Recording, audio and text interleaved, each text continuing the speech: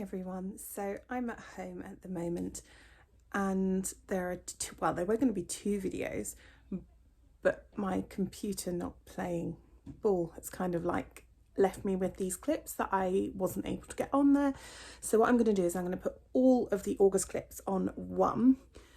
And the other thing I did, I was using up a lot of memory, so I thought, oh, I'll just delete all the video clips that I have on my computer because they're on YouTube. And of course it also deleted my titles, so I'm about to go and fudge some titles, so who knows what you'll get.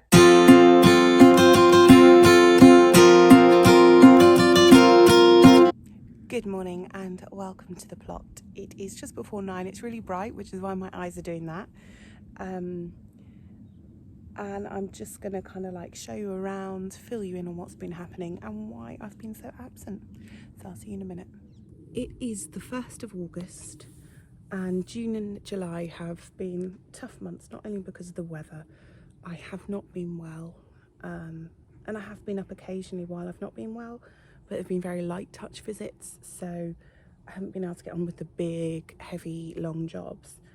So the plot, looking a bit worse for wear, and because obviously when I got it, it was covered in mare's tail and it goes so deep, you know, underneath this plot it is riddled with mare's tail, and give it a chance and up it comes, and it comes up really quickly as well. Like, you might weed it and then 2 days later it's covered again, so it is getting to me a bit. There's nothing I can do really apart from wait and see if a plot at the other end, which isn't riddled, comes up and consider swapping, and I'm not sure if I want to do that or not, so, but that's academic at the moment. So I'm going to fill you in on what it looks like, what I hope to do today. It's a bit damp. I was hoping it'd be a bit drier because obviously this clay soil is a real pain when it's wet, so that might be a challenge this morning, but I'll do what I can. And oh gosh, I can't even remember how long ago it was, a few weeks, a month ago, I actually harvested my experiment potatoes. So I'm going to stick that in here so you can see that bit now, and then I'll tell you what I conclude when you come back. Okay, so let's see what this potato experiment is yielding now. You can see the least green growth is the wood chip, which may be because of the nitrogen content of the wood. Then we have got here soil, home compost and bought compost, which has definitely got more green growth. Now these were Sharps Express, they were planted March, so should be ready.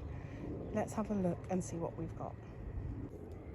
So wood chip first. Heavy.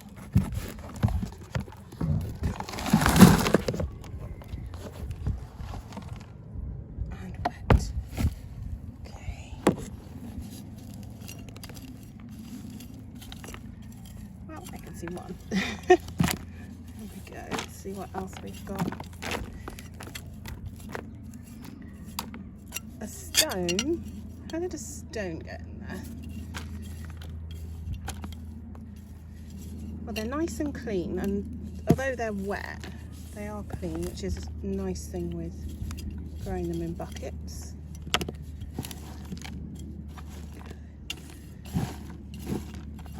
Right, it's going to take me ages to do this one-handed, so I will have a root through and show you at the end what I find. Not a great yield. That was 3 seed potatoes. None of them are even the same size as the seed potato. Really not great. Lovely condition wood chip though. That's going to be a really nice mulch. And obviously the other advantage of growing in buckets is you can make sure you don't miss any, so they're not going to regrow next year. So I'm going to go and put this on the garden somewhere as a nice mulch, and then I'll look at bucket 2. This is the bought compost, and I've already spotted a snail in there. Let's see what we got. In fact, I'm going to do it again and show you at the end what I got. I'm just showing this is the bought compost, and you can already see there's a huge difference in size. They're cleaner, and there's loads more. So that's the yield from exactly the same number and size of seed potatoes. Oh yeah, and I got a golf ball. So you can already see the premium compost, which had fertiliser pellets in, and some of them are still there. They haven't used them all up. They just look so much better. They really do. The colour's different as well. I don't know if you can see that. They're yellower. And there's more of them. So let's see what happens to the other two. I'm not expecting much from the other two, so we shall see. So it's the turn of the home compost. You can already see I should have topped it up more, and it's become a home for snails, like everywhere. Have to be honest, that's really crappy compost, but those are the potatoes from it, and it was a very shallow layer, only a couple of inches. I should have really put more in, but I got lazy. So it's coming in second place at the moment. Let's have a look at the last one, which was soil. So that's the soil bucket, which was really heavy, and now I'm going to have a dig around. I can already see a slug, which is great, and see what potatoes we've got.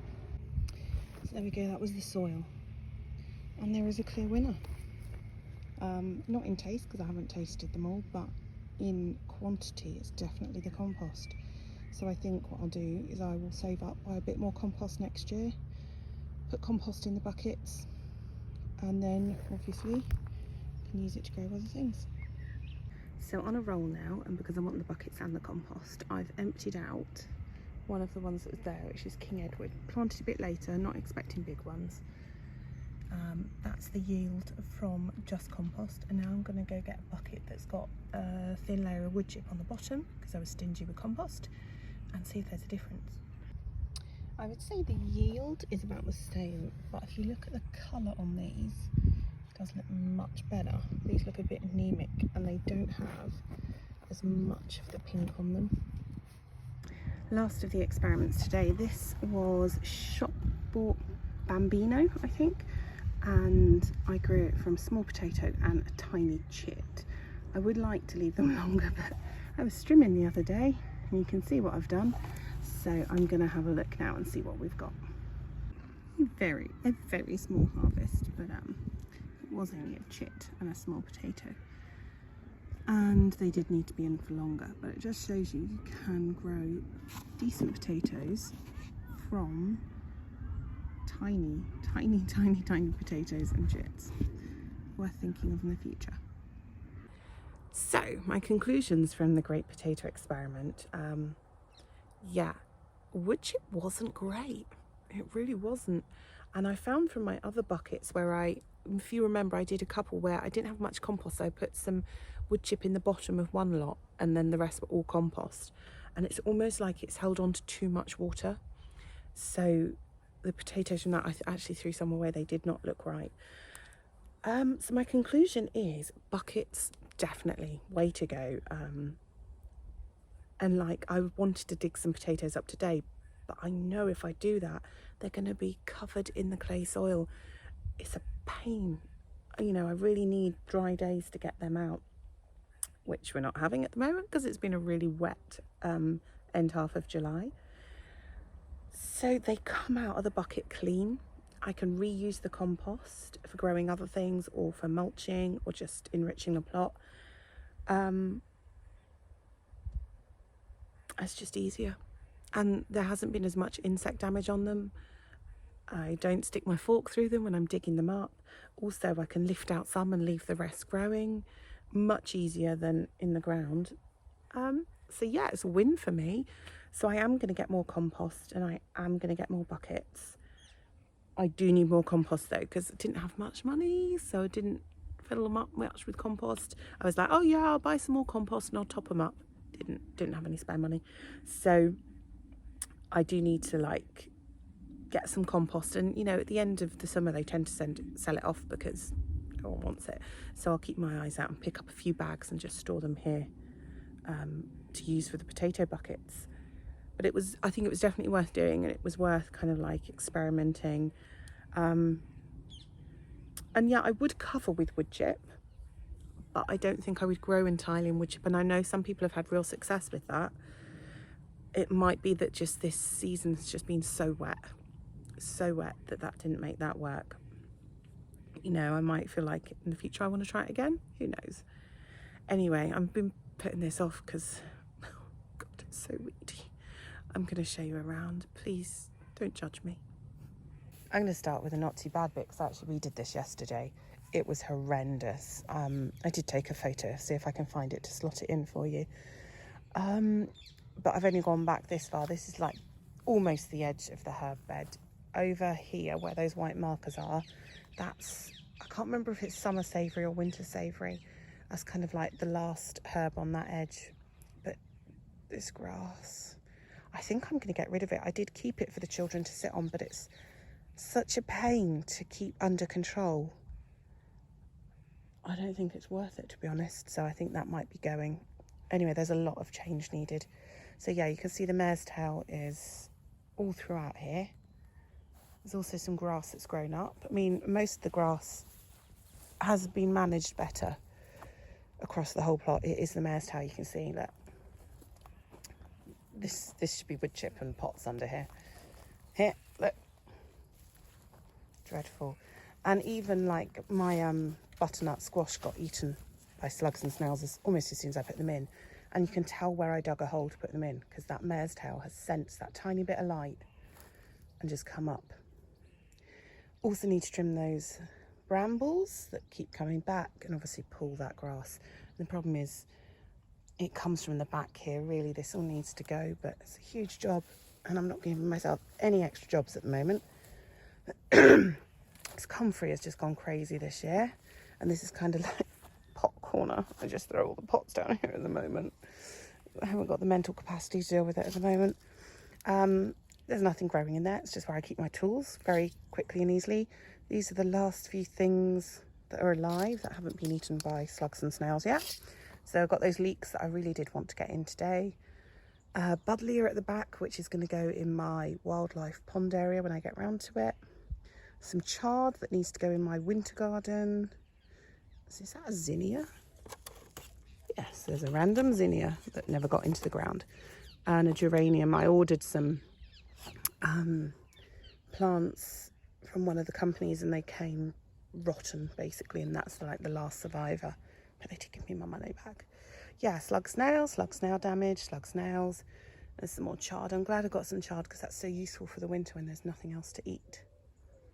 But yeah, it's not been great. It really hasn't been great. So this is an empty bucket. I took the potatoes out of here yesterday, so I just left the compost there for now. And this, I replanted King Edwards. I know they should be first earlies for Christmas potatoes, but guess who forgot to keep some Charlottes before eating them all? So there's some couple of King Edwards in there, and we'll see what happens. Yeah, berries there somewhere. Yeah, wormery that I still haven't put up. This all needs sorting because this is where I want my leeks to go. This was potatoes and I've been replacing it with brassicas that the slugs and snails have really enjoyed. I just want some to live. Oh, and that's a volunteer squash of some kind I've just left in there. And again, we did weed this bit yesterday, so it's not too bad. Parsnip. So at least Christmas dinner will have parsnips, if nothing else. And this was weeded recently. This was a quite easy one to weed. That's volunteer nasturtium from last year when I covered my brassica bed with them. Also planted loads here, but none have come up, which is a shame because it really does save them from the caterpillars. So yes, my asparagus bed. This is 2-year-old asparagus now, grown from seed. I don't think I'll be harvesting any. I know they say in the 3rd year you can take a couple, but I don't think it'll be robust enough because it was in the pot for a year. So I'll save that. And you can see all the way around here, mare's tail. Mare's tail. Bit of bindweed. Chopped all the potatoes down yesterday. Believe it or not, there are potatoes there. Do you know what? This bed and this bed are a constant bane. Constant bane. Just, I don't want to swear, but you can kind of get what I'm saying in my head. And there's this beautiful self-seeded nigella. Isn't that lovely? I pointed it out to my husband yesterday. He's like, "Oh, I weeded a few of those." I was like, "Oh, that's all right. Technically, it's a weed, but because I didn't plant it. But isn't it beautiful? I'm so happy to see it." So yes, I was worried about blight. Blight is always an issue on this plot. It seems to be like, you know, some people have frost pockets. I seem to be a blight pocket. So I cut them all down just to try and save those potatoes. More weeds. Yep, weeds. Did some weeding yesterday. Oh, this area is particularly horrendous for bindweed as well. Yeah, mare's tail's water table for the children to play on. There's some thorns in there I need to cut back because obviously this was covered with brambles. Oh, look, my gladioli are coming out. Oh, I've been waiting for these. Oh, isn't that lovely? So happy to see those coming out. All different colours as well. That'd be really exciting. So we've had some black currants. The children picked these till they got bored. There's loads more to pick. And these are joster berries on this bush, and I had loads. And I was like, oh, brilliant. Came back, none there. So the birds don't tend to go for those. The birds go for the red currants. So I'm wondering if someone has kind of helped themselves, because my neighbour next door said yesterday that someone had been in their fruit cage and stripped their plants. And we do have problems here, and I'll tell you about another problem in a minute. Okay, now, if you're wondering what blight looks like on tomatoes, have a look at that. That is nothing else. That is blight. And what happens, it gets into the plant, and that's what a tomato with blight looks like. There's another one down there. And I did pick some last year, green, to try and save. It was too late, didn't work. So this plant needs to come down, as do any other with blight, and they need to be disposed of.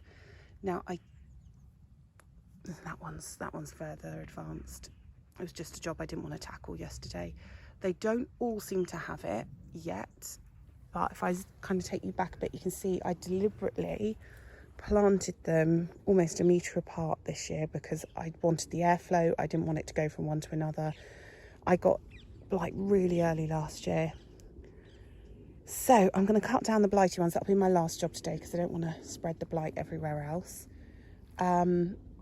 Hopefully there's a couple. I know I did buy a Shirley from a garden centre, and I think they're slightly blight resistant, so I'm hoping at least one plant will survive. But it does make you think, what's the point in growing tomatoes? Because, I mean, these take up a lot of space, a lot of time. And I think we've eaten 3 tomatoes, maybe 4. I started them early to try and get them to ripen earlier. That hasn't worked. Yeah. I've just been ignoring them, to be honest, now because it's upsetting. Peppers and chilies. Now, they are growing, but as soon as a pepper or chilli grows, guess what eats it? You can see there is one hot banana chilli down there, and I might take that today before some blighter gets it. And because I'm constantly weeding, I haven't got to sorting out this section yet, and you can see those broad beans need cutting down as well. I didn't get any broad beans. The black fly riddled, did nothing. I mean, to be fair, I planted them as a ground cover initially, so, you know, they're going to fertilise the ground, but would have liked some wizard beans. But the black fly were horrendous. So, yeah, you can kind of get the drift of where I'm going. It's not been a great time. You can see snails, look, they're everywhere. Like when I was weeding the potatoes yesterday, they were everywhere. So yes, this I know won't be too bad in the winter because it all dies back, and it's very easy to weed when it's died back. It's quite hard to weed at the moment without treading on a strawberry plant. So I'm not panicked too much. I do pull the bindweed, especially when it starts to make a flower. I can see one hiding amongst the rhubarb there. Most of these were perennial flowers that I've put in. I can't even remember most of their names, but we have got a volunteer. Ignore the weed. I can see a weed there, but look, it's a foxglove, isn't it? And that is self-seeded. I'm quite happy. You know, it should be a wild patch for bees and butterflies and other things, not slugs and snails. Definitely not slugs and snails. This is the other strawberry bed. Again, it will be easier to weed in the winter. It takes time, but it's a lot easier to do then. And this area is going to become my wildlife area, because under this black tarpaulin, quite a lot of frogs and toads are living. So this compost is going to move. I'm going to put a pond in, if I stay on this plot, if it doesn't destroy me, and create a wild area. God, you can tell it's early on a Sunday. Yeah, that's chard that's gone to seed, and I've done nothing with that. This I planted seeds, they got eaten. There were like radish coming up, they got eaten. So I'm just going to hoe this all down. It really frustrates me. I'm not going to dwell on it. Cucumbers died. That's a pile of weeds there that I did yesterday, so that needs raking up and getting rid of. Yeah, we've had one cucumber, but cucumbers have died this year. It's not been great. Last year was great, this year rubbish. Courgettes. These are the two plants that I bought from the garden centre because mine got all eaten.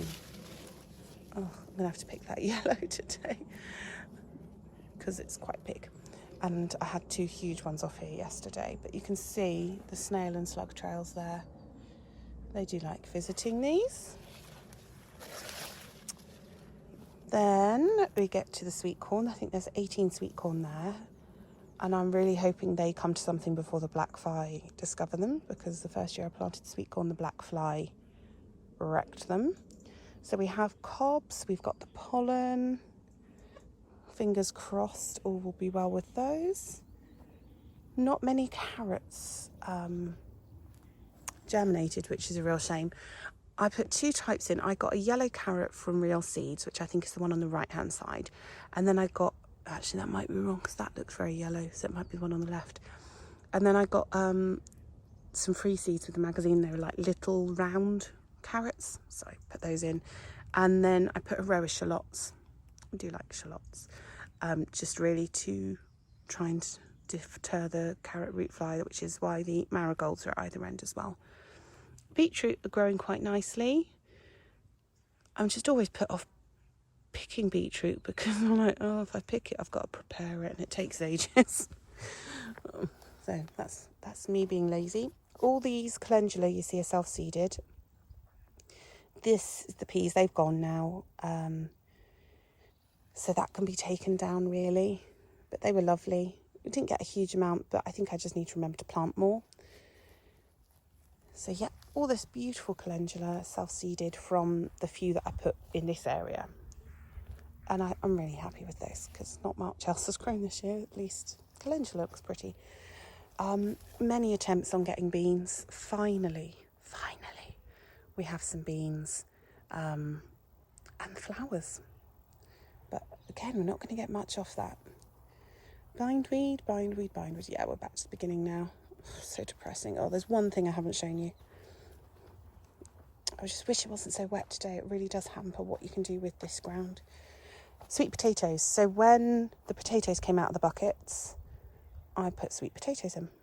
And they seem to be okay in there. I did cover them up to try and give them some extra warmth, but that does keep blowing off.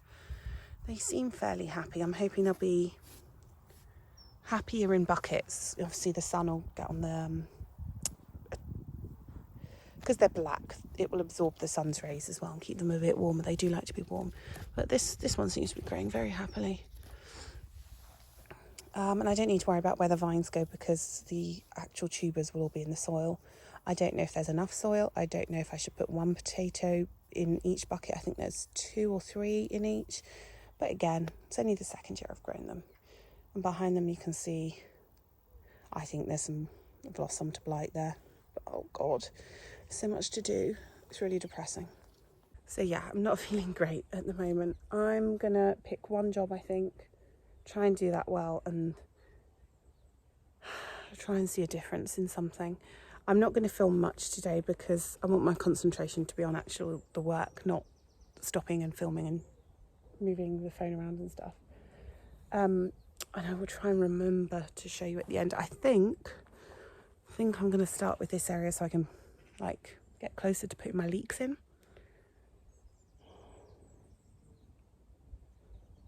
I'm not looking forward to it.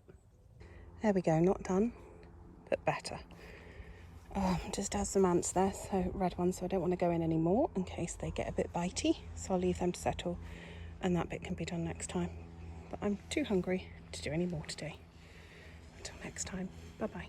It's 8 o'clock on Saturday the 7th of August, and I thought I'd be an early bird, come up here, because I haven't been to the allotment for a few days. And the reason I haven't been to the allotment for a few days is it's doing this, and it started raining again. You can't do anything with clay soil when it's like this.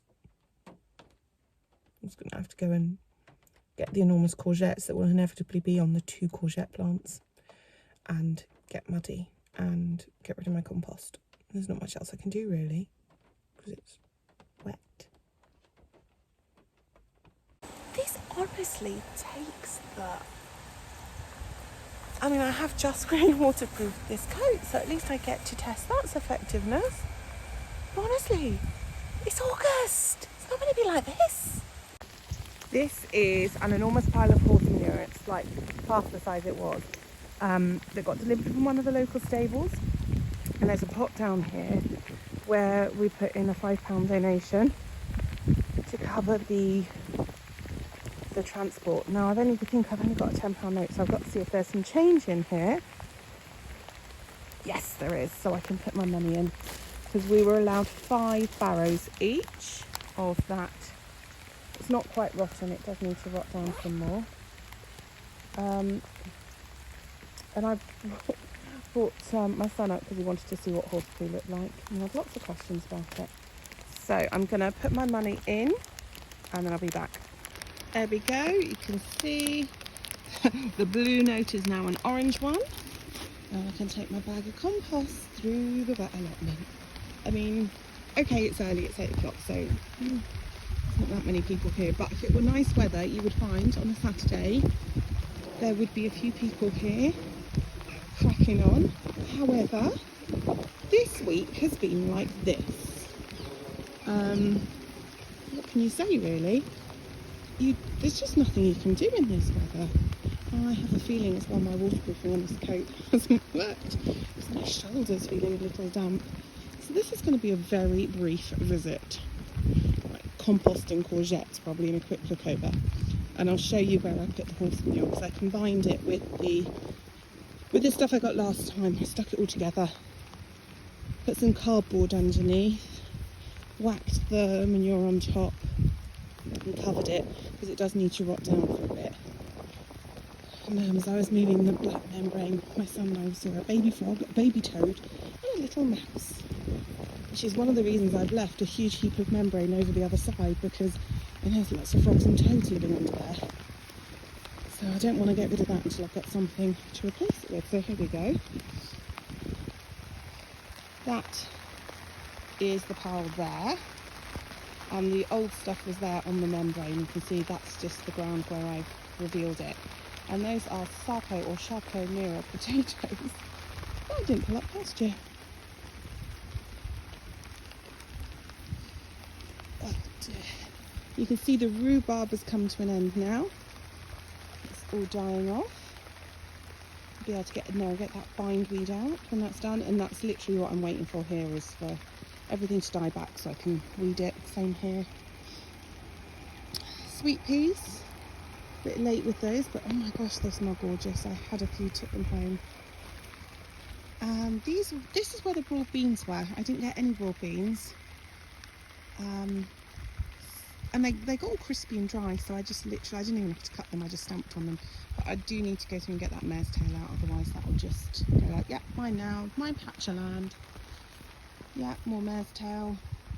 Patty pans that have done absolutely nothing. I had several of them. I can see a slug on one of them. Thank you, Sluggy.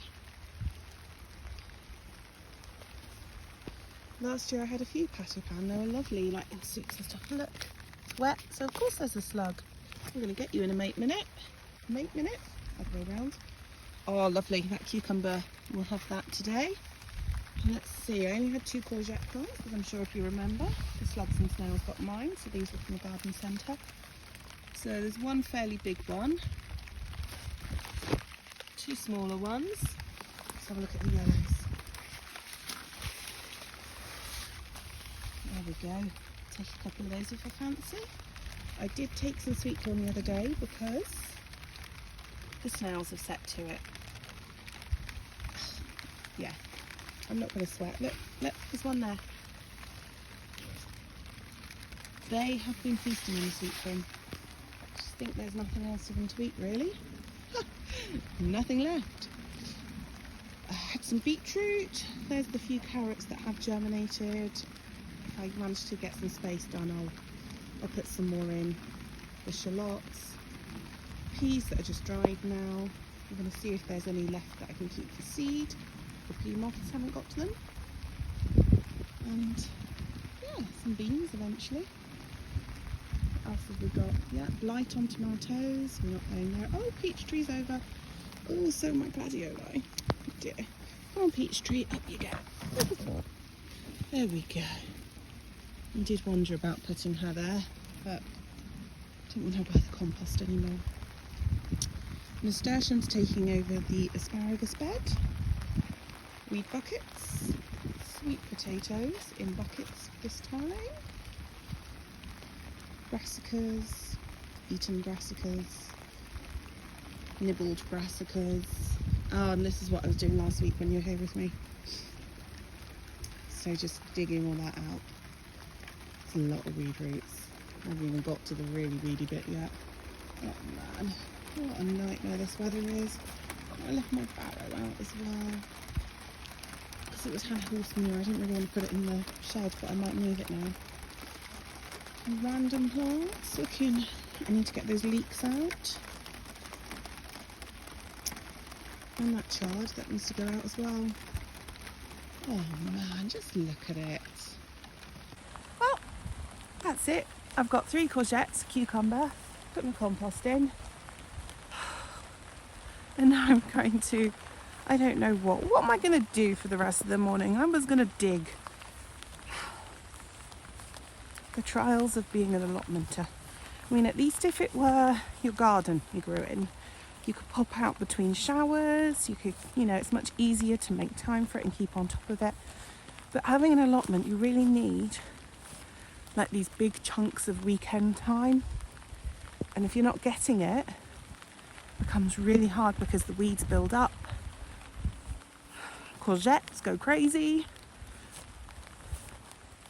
And it gives you a feeling of great despondency. Anyway, maybe next week will be a bit sunnier. I am going away to visit family we haven't seen thanks to COVID for about 18 months. So probably be gorgeous then. Be lovely, and I won't be here. And I'll come back and everything is dry. Anyway, until next time, I hope you're having better gardening than I am. See ya.